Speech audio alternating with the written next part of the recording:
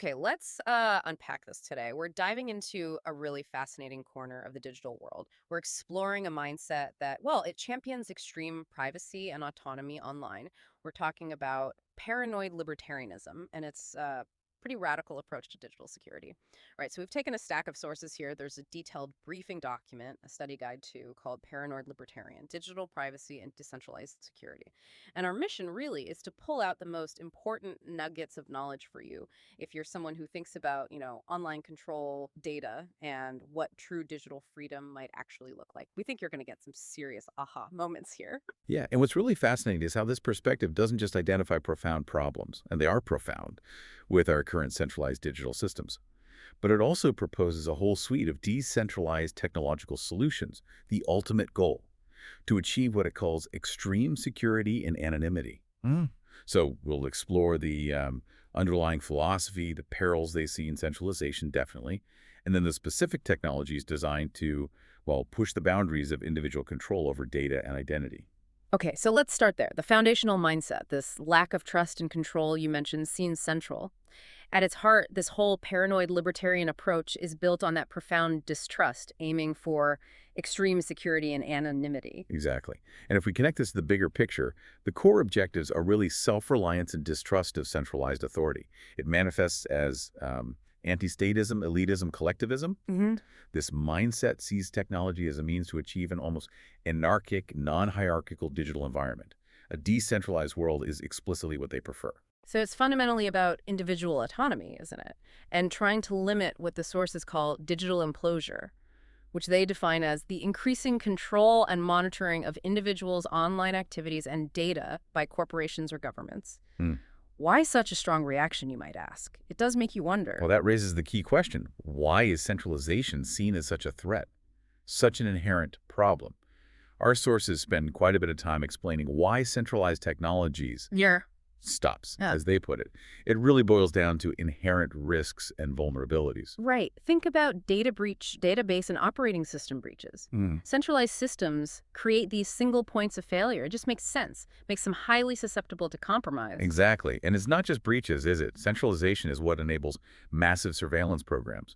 It also simplifies law enforcement access to data, sometimes controversially. And it facilitates massive and arbitrary censorship, too. Plus, the whole problematic practice of data selling. Your data as a product. Beyond that, these centralized infrastructures, they can be quite vulnerable to internet shutdowns, and they suffer from centralized backdoor vulnerability, meaning, a flaw in one central component can compromise the entire system. It really is about that fundamental lack of individual control in these systems. That's the core concern. It does paint a pretty stark picture of the risks. So here's where it gets really interesting. The antidote proposed by this framework is a full embrace of decentralized technologies. The goal is to counteract all those centralization issues and achieve, well, a high degree of privacy and anonymity. Let's get into the tools. Okay, so first up, for transactional privacy, our sources highlight specific cryptocurrencies, like Monero. It emphasizes privacy through things like ring signatures and stealth addresses, basically making transactions untraceable and unlikable. It's quite clever. Untraceable and unlinkable. Okay, then there's Zcash.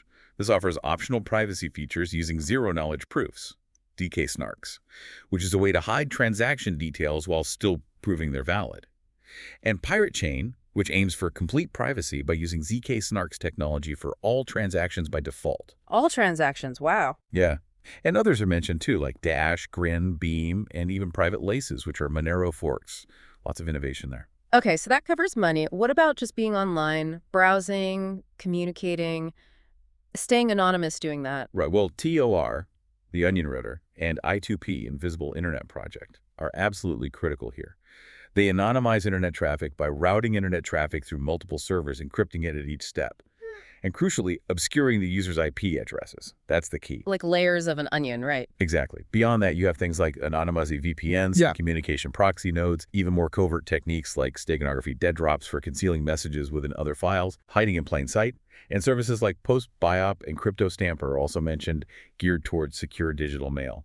Okay, so we can send money privately, browse privately, but what about social interactions and just, storing our stuff, our data? Yeah, good question. For social activity, platforms like Mastodon and Scuttlebutt are highlighted.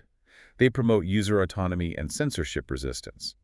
Scuttlebutt, for example, it stores data on users' devices, which really reduces central control. Directly on the user's device. Interesting. hmm Other tools include distributed encrypted mail blogs, private bin and decentralized chat, and platforms for content hosting like ZeroNet, Freenet, MESH, all trying to avoid central points. And for data storage, solutions like distributed storage, IPFS, Filecoin tackle those centralized data issues. They work by breaking data into smaller pieces and distributing them across a decentralized network. Spreading it out, basically. Making it resilient. Exactly. More resilient, harder to censor. This all sounds powerful, but maybe the most fundamental layer of privacy and actual communication, I'd imagine, is encryption itself. Absolutely. End-to-end encryption, E2E, is paramount, foundational. It ensures that only the communicating users can read the messages, preventing eavesdropping. Even from the platform provider, it guarantees confidentiality and authenticity, so information isn't disclosed, and you know who sent it. Okay, E2E, that makes sense. But what's maybe even more fascinating here is something called perfect forward secrecy, PFS. PFS ensures if a long-term encryption key is compromised in the future, past communications encrypted with that key remain secure. Because new, unique keys are generated for each session. It's like changing the locks constantly. Ah, so even if someone gets the master key later, old messages are safe. Precisely. It protects against future compromises uncovering past secrets. Very important. And you mentioned identity. What about the different levels? You hear about pseudonymity and anonymity. All right, the sources make a distinction. Pseudonymity allows a user to operate under a consistent, non-real identity, like a handle or avatar. You're known by that alias, but it's not your real name. Well, anonymity means a user's identity and activities cannot be linked back to them at all. Total unlinkability. Both are supported by encryption, just offering different degrees of separation from your real-world self. Okay, that clarifies it. So, stepping back, what does this all mean for the future? The overarching goals here seem really ambitious. Creating a resilient, private, censorship-resistant digital ecosystem. We're talking personalized social networks where you have more control over your data. That sounds appealing.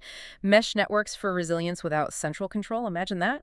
And distributed, decentralized ID authorization, empowering individuals to control their own digital identities. The aim being anons and impenetrable status. That's Wow. quite a vision. It is.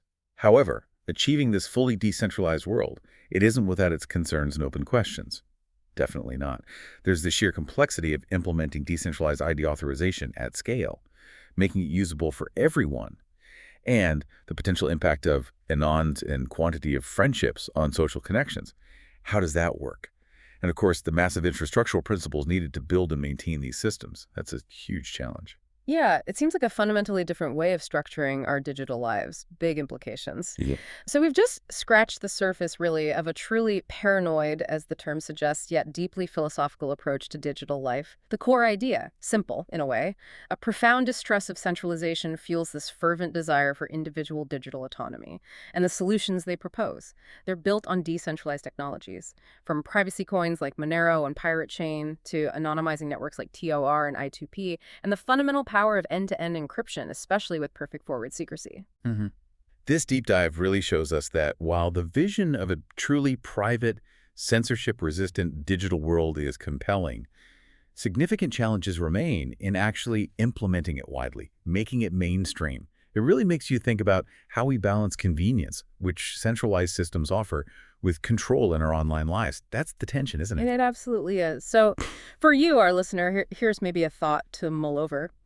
If this paranoid libertarian vision aims for impenetrable status online, how much digital anonymity or pseudonymity would genuinely enhance your freedom? And at what point might it start to complicate your real-world connections or, responsibilities? What trade-offs are you personally willing to make for true digital autonomy? Thanks for joining us on this deep dive. Until next time, keep exploring.